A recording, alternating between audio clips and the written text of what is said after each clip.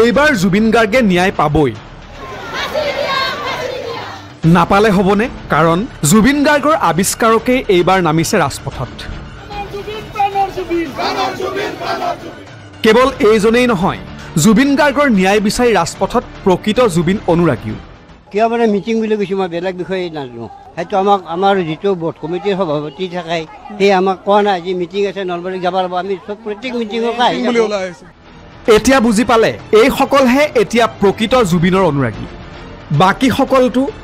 নকওঁ দিয়ক এই দৃশ্য নলবাৰীৰ বিজেপিৰ ময়ো জুবিন অনুৰাগী আমিও জুবিন অনুৰাগীৰ শীৰ্ষক ৰেলী মন্ত্ৰী জয়ন্ত মল্ল বৰুৱাই লৈছে নেতৃত্ব জুবিন গাৰ্গৰ ন্যায় বিচাৰি ৰাজপথত বিজেপি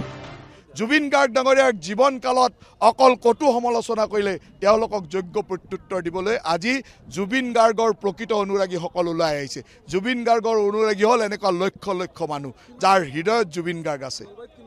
চাওক আপোনালোকে নিজেই দেখিছে কোনোফালে থিয় দিবলৈ ঠাই নাই গোটেই নলবাৰী চহৰখনত থিয় দিবলৈ ঠাই নাই গতিকে ইয়াততো আমাৰ হিচাপত অতি কমেও ৭০-৮০ মানুহ হৈছে গতিকে প্ৰায় লক্ষাধিক মানুহ যেনেকৈ ওলাই আহে তেতিয়া বুজা যায় যে জুবিন গাৰ্গৰ ডাঙৰীয়াৰ প্ৰতি নলবাৰীৰ মানুহৰ কিমান মৰম আছে আৰু এয়া হ'ল যিসকলে ৰাজনীতি কৰিব বিচাৰিছিল জুবিন গাৰ্গক লৈ তেওঁলোকৰ প্ৰতি যোগ্য প্ৰত্যুত্তৰ আৰু এই প্ৰত্যুত্তৰ নলবাৰীৰ পৰা আৰম্ভ হ'ল অসমৰ প্ৰতিটো অঞ্চলত প্ৰতিটো জিলাত ইয়াৰ প্ৰত্যুত্তৰ দি গৈ থাকিব বিজেপিৰ প্ৰকৃত কৰ্মকৰ্তাসকলে জুবিন গাৰ্গৰ প্ৰকৃত অনুৰাগীসকলে সভাপতি দিলীপ শইকীয়া কেন্দ্ৰীয় মন্ত্ৰী পবিত্ৰ মাৰ্ঘেৰিটাৰ উদাত্ত ভাষণ জুবিন গাৰ্গে পাব লাগিব উচিত ন্যায় কঠোৰ শাস্তি পাব লাগিব দোষীয়ে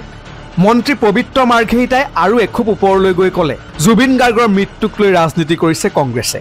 বিজেপিৰ এই ৰেলী দেখি ছ'চিয়েল মিডিয়াত বহুতে লিখিছে ন্যায়ৰ বাবে এতিয়া ৰাজপথত ওলাবলৈ বাকী আছে SIT আৰু CIDৰ দল যিয়েই নহওক এতিয়া মুঠতে চৰকাৰে জুবিন গাৰ্গৰ ন্যায় প্ৰক্ৰিয়া অধিক গুৰুত্ব সহকাৰে ল'ব